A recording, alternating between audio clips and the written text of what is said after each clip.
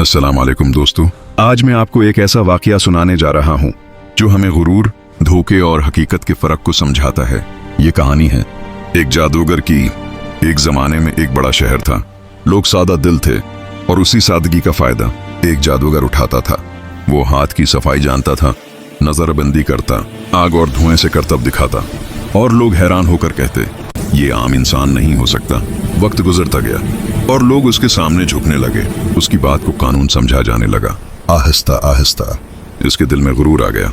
वो कहने लगा, मेरी ताकत किसी दुआ या इबादत की मोहताज नहीं, मैं जो चाहूं कर सकता हूं। सादा लोग डर के मारे उसकी हर बात मानने लगे। फिर एक दिन शहर पर सख्त आजमाइश आ गई। बारिश रुक गई, खेत सूख गए और कहत फैल गया। लोग परेशान हो गए और आखिरकार जादूगर के पास पहुंचे। कहने लगे, अगर वाकई तुम ताकतवर हो तो बारिश ले आओ।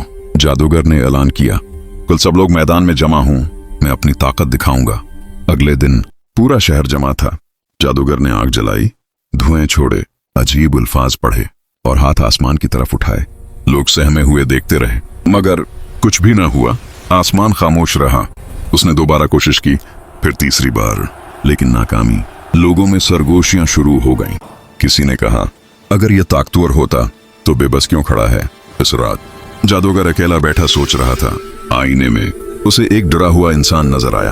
वो खुद से बोला, अगर सब मेरे हाथ में होता तो मैं खुद इतना कमजोर क्यों हूँ। उसे पहली बार एहसास हुआ कि उसकी ताकत सिर्फ लोगों की आंखों का धोखा थी। अगले दिन बगैर किसी जादू, बगैर किसी रस्म, आसमान पर बादल आए और बारिश बरसने लगी। लोग खुशी से झूम उठे। सब ने कहा, यह इंसान का काम नहीं, ये तो अल्लाह की रहमत है। जादूगर दौड़ खड़ा, सब कुछ देख रहा था। उसका गुरूर टूट चुका था। कहाँ जाता है। इस दिन के बाद उसने लोगों को धोखा देना छोड़ दिया और खामोश जिंदगी गुजारने लगा।